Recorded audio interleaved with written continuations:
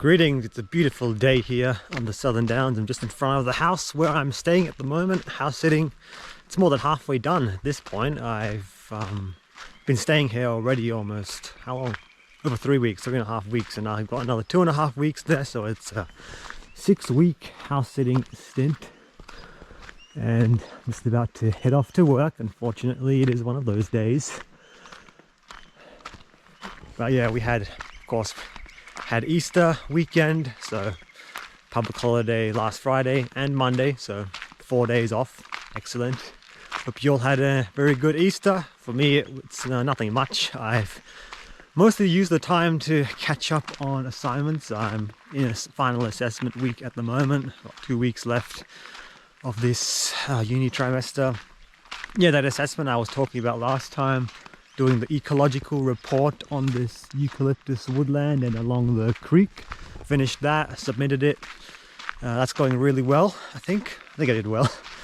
It's all been a bit rushed, really. I wish I would have had more time, but yeah, sometimes life's like that. You just gotta do what you can do and then keep moving forward. So this here is the main road that goes through the area, connecting all these neighboring properties. And yeah, both sides, this side there, that's their property, and on the left here as well, leading up to the house. And then the main road just goes through here. Yeah, and they planted, when they first moved here, oh, it's like decades ago, like back in the 80s, the couple who lived here, they planted a bunch of American sycamore trees just along the roadside here. So yeah, you get quite a unique ambience with this.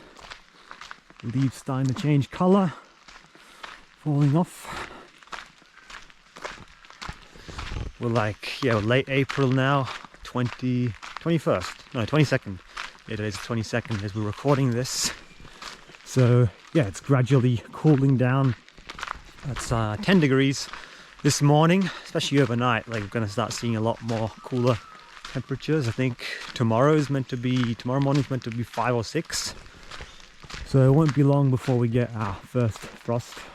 Even right here where I'm staying, we're still in this valley, but we're still higher up in elevation, like 600 meters.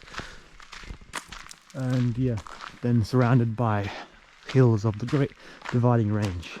Yeah, and it's been now almost 3 years since I first moved from city to country on the Gold Coast, where I originally grew up. It's been 3 years since I moved out here. And the common question that I keep being asked by people, like especially from friends who are still living over there, and just people who know me from the city, like a common question that I'm asked is, aren't you bored out there? There must be nothing to do. Like, that's one of the most common things I'm asked. And well, for a lot of people, yes, this would be probably quite boring. I mean, there's not a lot to do in terms of fun activities in town, or like social activities, social clubs and all that. There is actually some, but it's mostly for older people, because as you can imagine, living near a small country town, it's got a very aging population. So yeah, there's a few clubs and all that, but it's all for older people, right? There's like nothing much really for youth.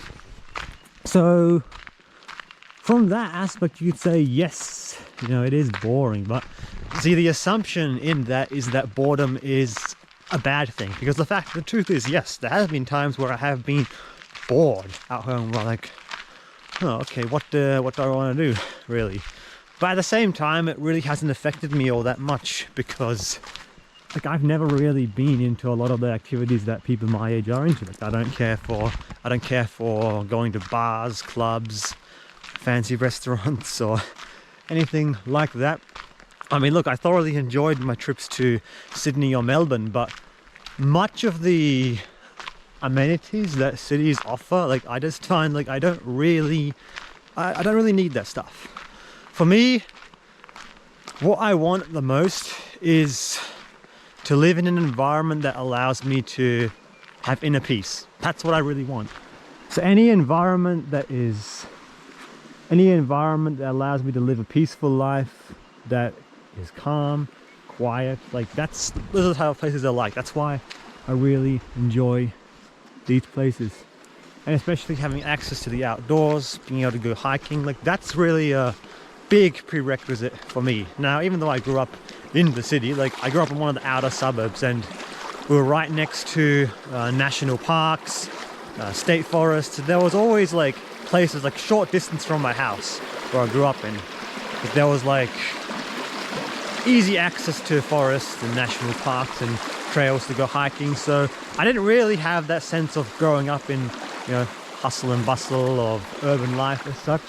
Although the Gold Coast has certainly changed a lot since I was born in like, you know, early 2000s. Like Gold Coast has like tripled in population pretty much. So yeah, it is becoming has become a much bigger city.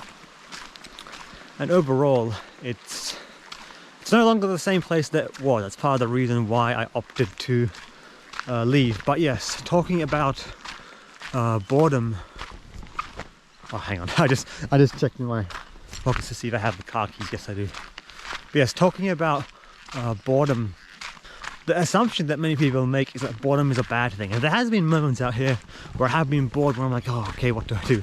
Because the fact is, yes, you know, certain things can get repetitive and all that, but what I realized is boredom is actually a good thing. It's a natural feeling that we should all feel from time to time.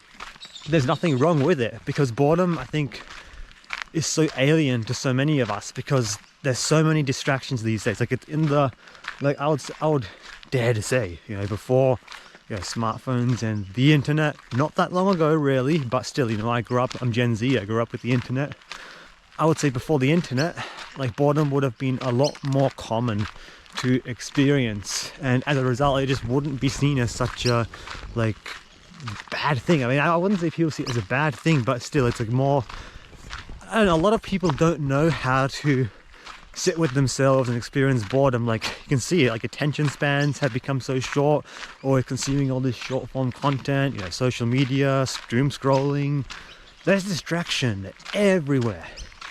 It's crazy. And that's why I've done things like dopamine fasting. Like go back and watch my older videos. I've done dopamine fasting where I, you know, cut everything out, get off all social media.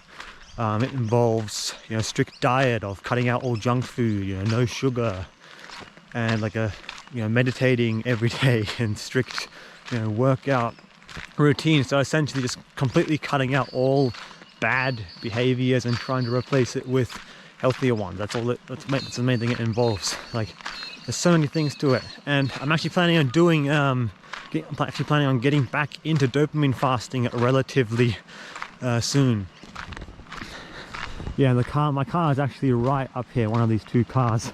So I've got to get to work, I've actually got to walk down this road here and cross over two creek crossings. I just walk through them in my Crocs, and then yeah, drive to work.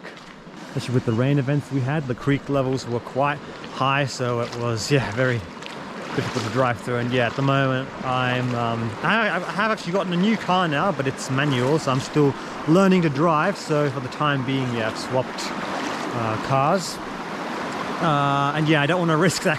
I don't want to risk just driving through here, so I just opt to walk whenever I have to go into town. I'm not risking it much with creek crossings anymore. But anyway, I've got to get to work, so I'll leave you for now. But